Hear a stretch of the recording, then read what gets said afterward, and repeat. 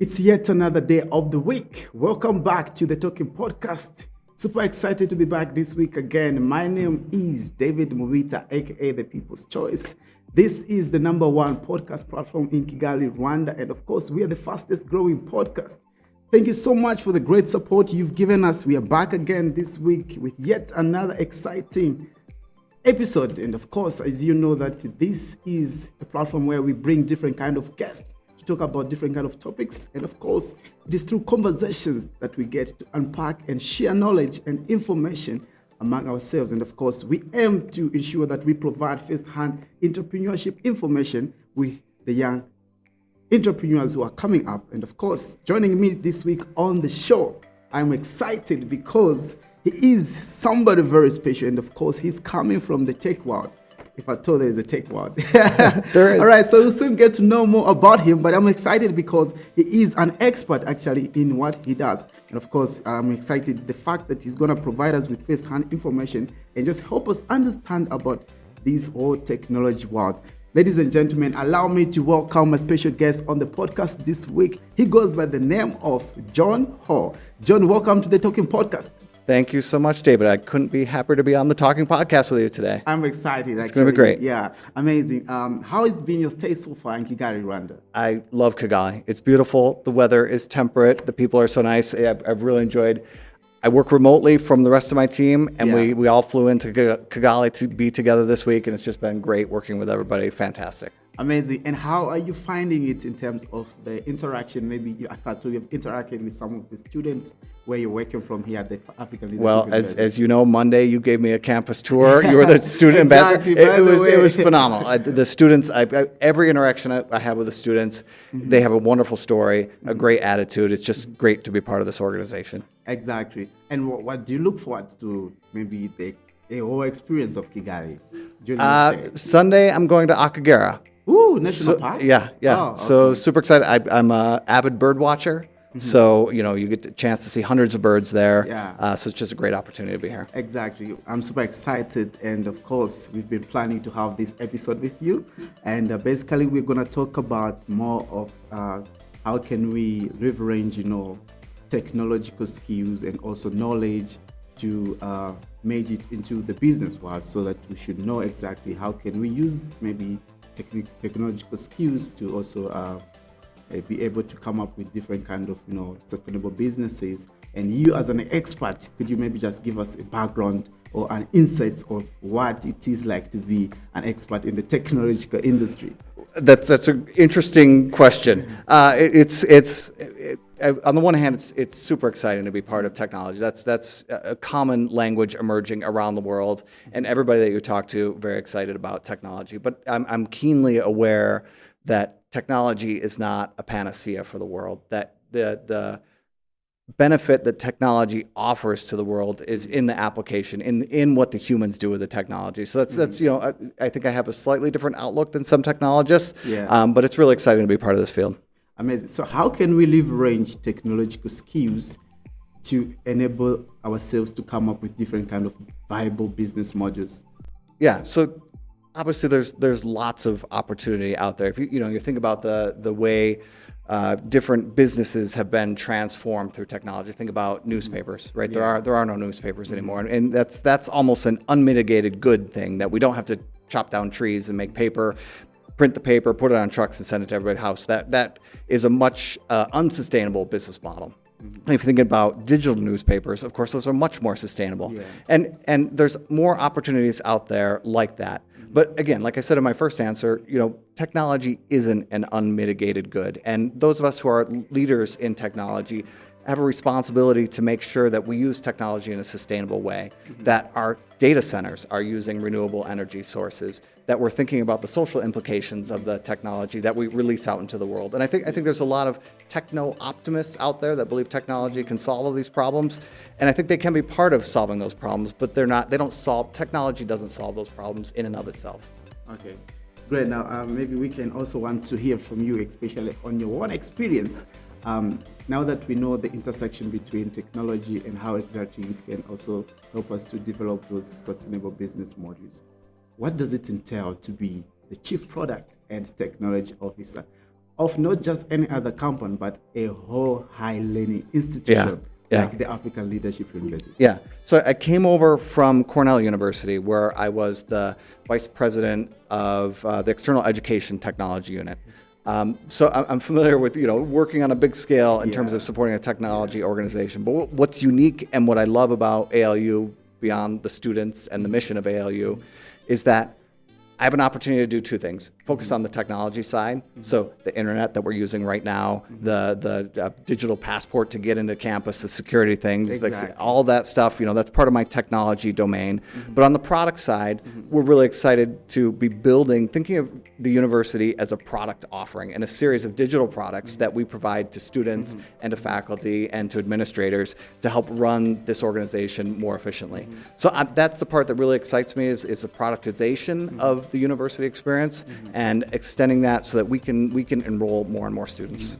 Great. So with that knowledge on technology, right, how can we make value out of the intersection between technological skills that people have and also that of entrepreneurship? Super interesting question, because I think, and rightly so, there's a lot of focus on entrepreneurship at ALU. And it's because entrepreneurs have the opportunity to change the world by rethinking how we provide services and goods to people. And the digital economy is a huge part of that, because that enables those entrepreneurs to come up with new, more efficient, more inclusive ways of delivering those products and services. But on the other hand, I don't think entrepreneurship is the right thing for everybody. You have to have a certain risk tolerance and a certain personality to persevere until your business is successful. So I think along with entrepreneurship, ALU can teach its students skills, and those skills can be used to get a high-paying job being a technologist at a multinational corporation or at a local corporation. And those sets of skills where, maybe I'm not going to be the multimillionaire traveling the globe with the next Google, but I can provide an income for my family, and I can provide education for my children, and I can do a lot of good in the world by focusing on job-ready skills. And I think that's one of the beautiful things about ALU, is that we provide avenues for both those types of students who want to be entrepreneurs and students who might want to enter the workforce. And there's nothing wrong with doing either of those things. Yeah. Okay. Now, talking of that way, so how can can you talk about maybe different kind of opportunities that are found in the technology industry, knowing that ALU is an institution that's really also promoting the entrepreneurship spirit among its students, right? So as an expert, maybe who may have both knowledge on the technological skills and also entrepreneurship, how can students or people from computer science departments also leverage opportunities and dive into the entrepreneurship field? Yeah, I think there's one quick answer, is there's a shortage globally of software developers who know specific software frameworks. So whether it's Django and if a student who is equipped with the basics of software engineering graduates from ALU and they learn a software development framework, they can start a company and be a consultant that's employed by organizations around the world. So I think this sort of crowdsourcing of talent is something that it's very hard for me as a tech leader to find employees who have the technology skills but also have the interpersonal skills. And this is what ALU does really, really well, is because of that foundation core. We're developing leaders and engaged young people who also have skills that are valuable in an organization. And that's really tremendous, because if you're the type of person that can go out into the world and have a vision and communicate that vision really well and have some technical skills to go with it, you're going to thrive. Great. Now, for someone who may have the skills in terms of technology, they've studied computer science, but they also have the zeal of maybe entrepreneurship, but they don't know how exactly to start a business, maybe that's really in line with technological skills. How can they go about that? So one of the things I would recommend is looking at something like a platform like Upwork. A shared economy platform where skilled individuals post their availability, and folks who want jobs done in the tech space require talent and acquire talent. Yeah. And I think that would give a young person visibility into what are the types of needs that are out there in the world. What are the jobs that are coming in that people are looking for resources to talent to resource. Yeah. And that would give them an idea of what the needs are, and then therefore what they can build a business that's going to be effective and successful on. So if the need is in, and this is something I did at Cornell, we need translators who can translate content from one language to another. If I observe that, then I can build a business around that because I know there's already demand in that space. Perfect. Now, we know that COVID-19 had affected so many businesses, including education, the education sector being one of the main areas that got affected. And you are actually working with a high learning institutions like ALU. What does the future of, let's say, the ALU learning module look like? Putting in mind that I'm sure there are different kind of adjustments that you're putting across so that you're able to even continue operating despite these adversities that we've been faced. I mean, let me answer that question in two ways. I'll start with the professional domain, the workplace domain, and then talk about education. Yeah. In the workplace, it's been fascinating. I have for years worked remotely from my home and then traveled to the companies that I worked at or ran and then met with so I divided my time from remote work and in-person work. And I actually love that combination because I think when you're working remotely, you can be heads down, you can be very focused, you can get a lot of work done, but you still need that human collaboration, the sort of serendipitous interaction. Yeah. And that's what really has excited me about this week. I flew to Kigali, my team flew to Kigali, we sat in a room together for 5 days, and we exchanged information in a much better way when we're face to face. But the beauty is now we're going to go back to our home offices and we're going to apply that stuff that we learned by being together. And I think that blend is really valuable. And in fact, that's what ALU is doing in the next iteration of its learning model. So our students will come to campus for a semester, for a term. They'll build those relationships, they'll interact with each other, they'll interact with coaches, and then they'll go to one of our hubs or remotely, and they'll extend that back into a space where they can think about applying those skills and think about taking a deep dive on those abilities in their remote locations. And I love that combination of in-person and remote. Amazing. You just talked about your team, which of course I believe you're the team leader. Yes, and I would love to know really like how is leadership, how is being a leader in a technology industry like? Is it the same way of a leader who is maybe in another industry, or there is some certain kind of qualities that you need to have? Yeah, I don't want to give away too much in this conversation, but I think it is different in tech. And I think the most important thing that I can do as a tech leader is hire talented people and then let them do their thing. What my role as the CPTO is to tell my lead managers, who are high potential, talented, smart people, hey, this is our goal. We're trying to achieve this. We're building a new learning model. You're responsible for building the software for that. You're responsible for building the admissions technology, and you're responsible for the IT infrastructure. And then let them pursue that based on the way that they see fit. And then we meet on a periodic basis and make sure that they're still heading towards that North Star. To me, this is the part that I hate to give away. The less directly involved I am in that, the better off they're going to be, and the faster we'll reach those outcomes.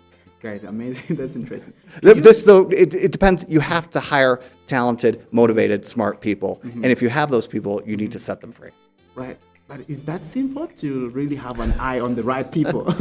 Right. That's not, and this is what I say to my team is the most difficult thing we do is hire talent, because it's difficult in a 1 hour conversation to assess, well, how aggressive is this guy going to be? How talented is he? How aspirational is he? That's really difficult. At the end of the day, you're rolling the dice a little bit and hoping you get the best talent. I think I know I'm very fortunate. I stepped into a group that had high talented individuals. We've added some high talented individuals, and that's what I envision for the team as a whole, and I think is what makes a successful IT leader. Amazing. Can you mention some of the qualities, though?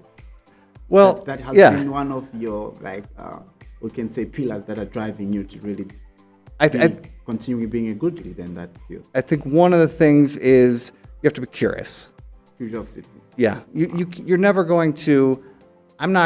Because I'm a leader, I'm never going to be an expert in all the domains that my team can have expertise in. But I have to be curious enough to know a little bit about database engineering, a little bit about front-end design, a little bit about this and that. And that curiosity gets me over the hump of, hey, I need to learn this stuff. The second is you have to be flexible. In IT, things change all the time. In an organization like ALU, things change all the time. And if you're so locked into, here's what we're trying to do, here's my framework for getting there, when that changes, you're going to have a hard time adapting. So that adaptability and flexibility. And the last thing I'll say is that and I don't like this, but I think it's important, is comfort with ambiguity. I know what the goal is. I don't know every single step of how we're going to get from where we are right now to that goal, but I trust that will unfold in a logical way that I can keep up with and that my team can keep up with. That's a little bit ambiguous because we haven't laid out all the details of the roadmap, but I'm confident that we're going to get there. Fourth thing, communication. You've got to be able to talk to people. That's super important. Amazing. Now, we are taught, or we believe that tech people like yourself, you people are genius, and actually it's really an advantage to be a tech specialist or an expert, because you are kind of be able even to predict because what they may be the future looks like, because these days the world is driven by technology. Everywhere you go, you find that people are using technology, and thank God for technology. When COVID came, so many institutions had adopted to online learning, while others also got affected because they did not have the capacity to adjust to those changes. Now, going forward, should maybe COVID-19 continue, do you think online learning and maybe hybrid working, if you can also talk about the working environment, is it something that's going to be sustainable? And if so, how do we keep the momentum going so that we can still be efficient enough? Yeah, and let me comment on the first thing you said about technology people being brilliant. I think it's useful to think about computer scientists are the genius. They're the people that write the algorithm that converts the satellite signal into your blue dot on your Google Maps thing. That's a really smart person that has to do that. Yeah. The rest of us are software engineers and operational technologists. And that does require a certain skill set, but it doesn't require that you be a genius. It requires that you have human interaction and human skills and can convert those into technology. And that's the type of people that I need on my team. Regarding the remote, I think, yes, online education certainly has some challenges. When I reflect on my undergraduate education, some of the most valuable things to me were the human interactions that I had. My lifelong friends are people that I met in university. Yeah. And the interaction I had with my faculty members are still things that I remember today. So I think our challenge at ALU, yes, we have to make education more inclusive, because there are so many young people who don't have access to education. We have to open those doors wider. But we want to make it as effective as possible by identifying those meaningful interactions, making sure we enable them. Maybe they're tech enabled, maybe they're human enabled, but that blend of experiences that gives somebody that touch point in their life, like I feel that I had, is what we want to do. Great. Now, there's been a debate actually, in as much as institutions are kind of are trying to adopt to online learning modules, and also providing online services, and at the end of the day, people are also opting to obtain their degrees, their masters online. And there's also a debate that is it really worth it for someone to invest into an online school where they could be able to get an online degree? And how do you look at that debate, if you've come across it? Yeah, is it something worth it, or maybe they're right, it's not worth it to pursue an online school? It's interesting, because in the U.S. there's actually a data set that explores this question, and the interesting thing is that, and this applies to the U.S. I don't think this is globalizable, but graduates who have engineering, applied science degrees do best in terms of income in their first 5 to 10 years. Liberal arts graduates lag in those first 5 to 10 years, but over an entire career of 30 years, they catch up and pass those people who have technology degrees in terms of their total income. So I think I think in that sense, it definitely is worth the investment. I think it's especially worth the investment if learning is something that you're passionate about, right? The act in and of itself is rewarding. And then second, if you gain those other aspects beyond the knowledge that you acquire in university, if you build relationships and connections and skills like we're doing right here, then certainly that adds to that value. That if you're just looking at, you're paying $15,000 a year so that you can get better on this test. Maybe it's not worth that. But if there's 1,000 things, some quantifiable and some qualitative, that you can point to and say, I got that from that experience, then absolutely, I'm a huge advocate for that. This is the Talking Podcast. You are listening to the #1 podcast. And of course, we are talking about technology and various kind of aspects. And of course, I'm not alone on the show. In case you are listening this on all our podcasting platforms, that's Apple Podcasts and Spotify. Please do check out the video version of this also on our YouTube channel. But of course, I have with me here today on the show a very special guest, Mr. John Ho, who is the Chief Product and Technology Officer at the African Leadership University. I hope you've been following. And now, before I let you go, John, what's the conclusion when it comes at how technology should be used to enable that we are creating, let's say, sustainable businesses and also just social impact in our communities? Yeah. Technology is a tool. It's a very powerful tool, and it can be used for good things and it can be used for bad things. And it's the humans, the technology leaders, who choose how to use technology. I get the feeling sometimes that, folks in social media companies have chosen to use it for not so good reasons. But at ALU, what I and my team are trying to do is apply technology for good, broadening the number of students who can get degrees through our school. Exactly. Contributing to the education sector. Amazing. That was Mr. Johnny. Whoa. And of course, I believe this has been a great interaction and of course conversation. You can pick one or two things, but of course you can also get in touch with us on all our social media platforms, which is the Talking Podcast. Most important, let us hear you from your views. You can comment, and of course, if you'd love to get in touch further with Mr. John, of course you can reach out to us, and of course we'd love to link you to him so that you can get in touch with him, and of course use this opportunity to hear from him. You can become a very good person to actually guide you through in your career and provide that first-hand information that you need. Otherwise, thank you so much, John, for coming through. This has been a very great actually interaction and conversation to have, and I believe this information that you provided us is going to help us to just learn through. Actually, it's very important. Thank you so much for Thank you, David. Yeah, it's been amazing. All right, this has been the Talking Podcast. My name is David Mvita. I'm your host. Do join us again next week with yet another exciting episode and a special guest. Do not forget to support us on all our social media platforms. Follow us, and of course, let's hear your views through on the comment sections. And do not forget to subscribe to our YouTube channel. My name is David. We're out till next week. Bye-bye.